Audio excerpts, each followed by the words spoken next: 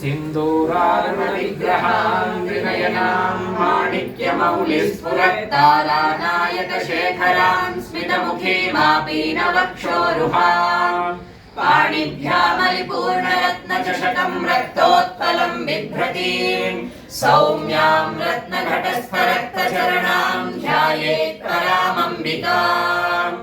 श्रीमाता श्रीमहाराज्ञी श्रीमत्सिंहासनेश्वरी चिदग्निकुण्डसम्भूता देवकार्यसमुद्यता उद्यद्भानुसहस्राभा चतुर्बाहुसमन्विता रागस्वरूपपाशाढ्या क्रोधाकाराङ्कुशोज्ज्वला मनोरूपेक्षुकोदण्डा पञ्चतन्मात्रसायका निजारुणप्रभापूरमज्जद्ब्रह्माण्डमण्डला चम्पकाशोकपुन्नागसौगन्धिकलसत्कचा कुरुविन्दमणिश्रेणीकनत्कोटीरमण्डिता अष्टमी चन्द्रविभ्राजदलितस्थलशोभिता मुखचन्द्रकलङ्काभमृगनाभिविशेषका वदनस्मरमाङ्गल्यगृहतोरणचिल्लिका वक्त्रलक्ष्मी परिवाहचलन्मीनाभलोचना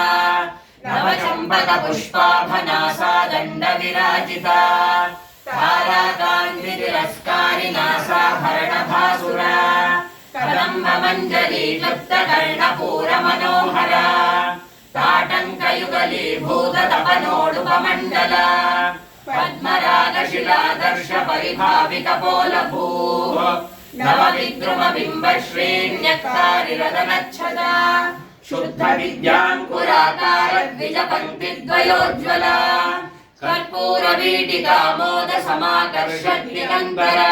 ॐ शान्तिः शान्तिः